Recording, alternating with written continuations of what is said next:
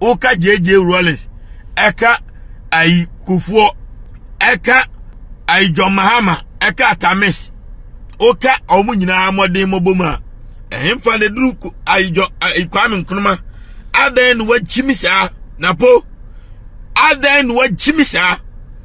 How do you compare Kwasiampanyi Tisa Kufuado to Nkrumah? Aden what Chimisa, and no ma Nkrumah Baye Nina and this NPP Atontoni Nadi. Kwasia ugujira kumasi nimse Nkrumah konfanochi a ojasi homamu mu asante hene na esres discussion emfa repair aden we chimisa na po jimi amemo bia ba petita wa pu kwasia na asante hene wonso waye wafono to ha endoso Kwasiampanyi ti se kwensani ti se NAPO.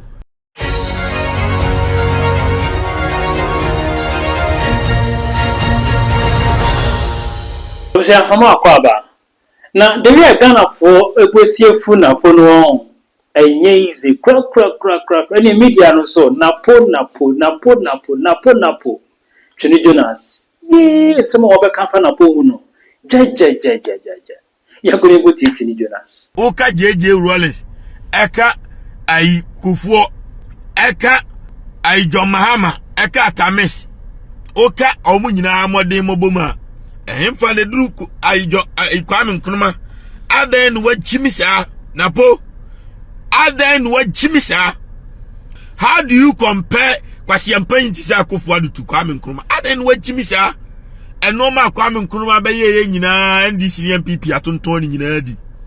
Kwasia ugujira kumasi nimse Nkrumah konfanochi a ojasi homamu mu asante hene na esres discussion emfa repair aden we chimisa na po jimi amemo bia ba petita wa pu kwasia na asante hene wonso waye wafono to ha endoso Kwasiampanyi ti se kwensani ti se NAPO se wakura watete no wo na atete jimi force wo na atete jimi force anti jimi fo we Efrahim fie aden na mugumu wani masisa enti Otumfuo wa ma public manasseh Uno trust NAPO anadie no anya frim Kwasiampanyi ti se NAPO wa mendos na anadie no benya frim ubaye no anya atamfo on politics no ya ohene atwe unfri ho on ya meche no wo dia obetu nipa ne fo tunu fo dem ubaye saa oba be jimia because politicians no munyina ya akronfo munyina ya jimfo on ba be jimia na wo no wa hene na hoti wona oromanically hit fawo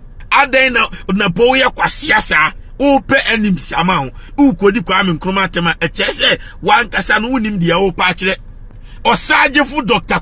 Nkrumah foreign nations emaya ahodo eboni din up to now Akufuado abonya 11 odi wi Ghana for kwasia Akufuado nye ye I pray mu no ko rom ma pieto se wa broni ye hwan Kwasiampanyi se wa broni ye hwan Akufuado mpena akofefe na obi oware Kwasia mekra me ne yire me nkonkodi obi a obabi a aden wo chimisa NAPO kwensani NAPO we tofe no fa bi ana chimi wa Ghpage wantimi an recognize president Kufuo a ono asi Kufuo emergency ede asi ai kumasi amamu mobile edi ade no masi kiosk kra magana ni na asantefo ne de mo nyina mo yankwasiafo asantefo mkogu ade na si mkogu park ne so muwa asantefo mkogu emwa mugureji no mukrom hene eye beggar o maban ne wo so he's just a common beggar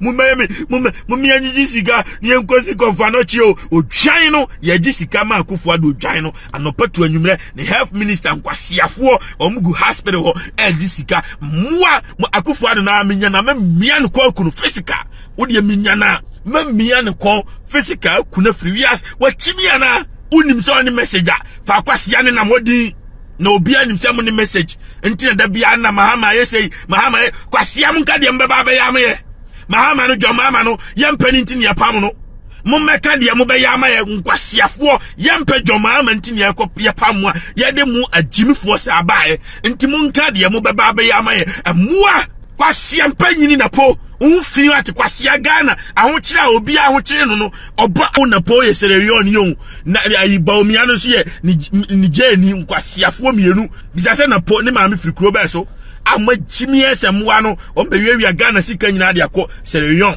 nkwasiafo na muda so bre mu chimi na masalai makodi nkwasiafo we yachi omo ba mo away na mu di jimi di omachi abra wo no woti kuro no mo bre aden asantini jimi sa mini asantini aden we jimi sa kwasiafo 8 years manya school dan 8 years manya hospital 8 years manya hwe NDC fo moa no 8 years ayi market esiwo ayi kejetia pampe ko tafo ko ai Sofia ko ko market esiwo NDC kura na yesi o magime no muntimi mfa mo compare mo na mo de ko compare kwa Nkrumah o sajefo a waje independence amagana da po ohwene se tabon when ka che say obi ye president and now obi ai deputy okokodi the founders of the country atem aden we chimis awun fiu at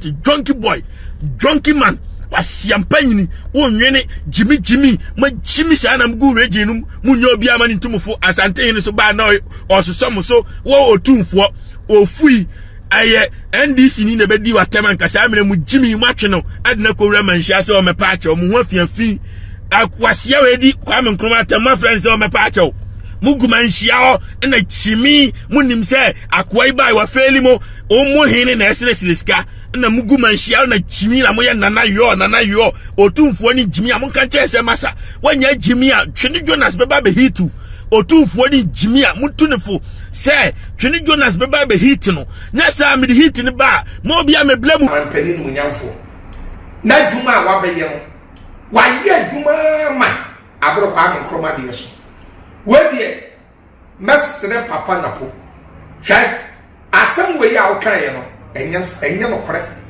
sa asem we enya no kore Ghana open the worst president pa I the worst president ya so Kumchacha me ka do se na do tanko akufu ado nyamfo oye the worst president of Ghana anya na do na ba ya obeye yetiska so na so ekomode any skal yetiso ba so ekomode na the whole time na yensu kwa Nkrumah na chichiri the whole time na niema kwa Nkrumah be ye akoso mo da davio em say ya papa na po em say information no nya no nya wrong information sawudi wo bi toto na emfa kwa Nkrumah em toto na do ho da the vice president ba umia and na po because of nana do amamu bone any amamu tan tiny amamu enkoyi musiesie mo ma 2028 ana 2032 by 2024 we there and can say what you say mumpo straight to opposition asu abofo nyina maakemo abofo nyina maakemo nyakopon kora maakemo say e opposition na oda that no mesramu say obaka kwa Nkrumah samo de atoto na do ho de anya djuma da munko me why munko me that mesramu papa na po I respect you and I love you but amamu ni nkoyi it opposition de amobako nana do ahamo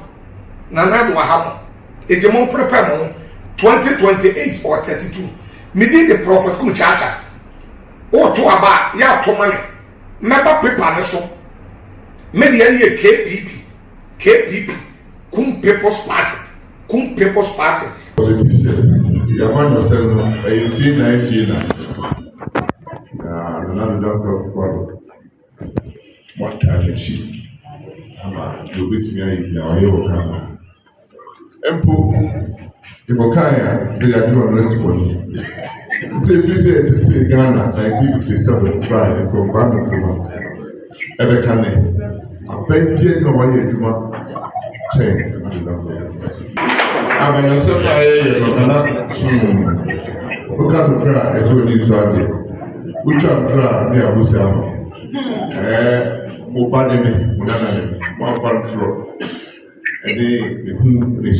It's not the first time NAPO has tried to denigrate Nkrumah.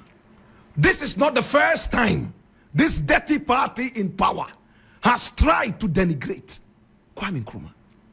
right from trying to make Kwame Nkrumah look like a villain in our school textbooks, all the way down to trying to desecrate the grave of Kwame Nkrumah right here in Ghana. My brother, my sister, they have worked tooth and nail to uproot the heritage and legacy of Kwame Nkrumah from our history, but it never worked. My brother, my sister, and it didn't start now. From the days in memorial, when Kwame Nkrumah decided to give us free education, it was the Busia government that came in and stopped this.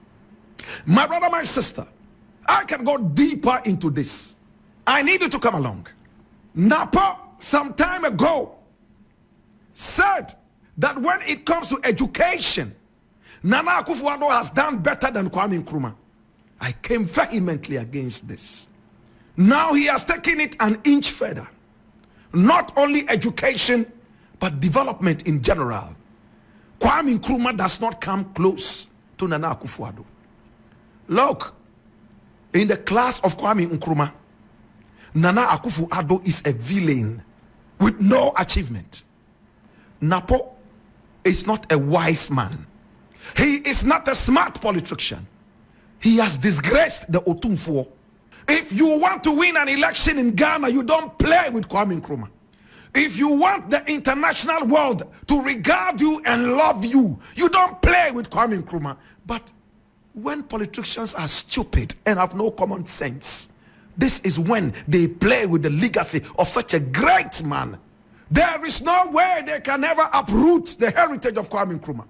Hey, look, it will take the whole world plus the angels of God to be able to try to eliminate the heritage of Kwame Nkrumah. God will not even permit it. Not one crestfallen politician, a wannabe. It's a disgrace to people who call themselves doctors. This guy too wants to lead Ghana. Wallahi, if they win power, I will never be in this country. I will never sit down for ingrates like this to ever rule me. It's not possible. Your Kwame Nkrumah, this guy is a fool. Kwame Nkrumah gave us independence. Nana Akufo-Addo took us back into slavery. Can you compare the two? Today, my brother, my sister, we are running left, right, and center to the IMF and the World Bank, begging. Our birthright has been sold. Oh, what cheap politics. I am so hurt, my brother. Kwame Nkrumah took money from his own pocket and built the very first school in the world that was called Ghana, right there in Cape Coast. Nana Akufo-Addo is busily taking salary of the president and employing family and friends left, right, and center, inundating our courthouses with his own hand-picked lawyers and judges. Such a villain can never be compared to Kwame Nkrumah. Kwame Nkrumah built factories all over the place. One district, one factory is a farce. When people come into Ghana, it is Kwame Nkrumah who lead them here. Did you want to hear that again? I said, when people come to Ghana, it is Kwame Nkrumah who leads them here. When people hear about Kwame Nkrumah, the next thing they hear about is Ghana. Kwame Nkrumah is bigger than Ghana.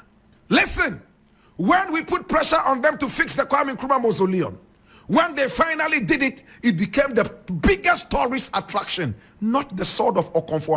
Observe, say that you, Jonas are too big. NAPO, and you better cry. This is the NAPO that trend. Paluta many women you know about so ye na. Okay, na NAPO go kaze. Hey, NAPO go kaze we yede. Observe, say na di echo. The next video besa bro. Ewa ya.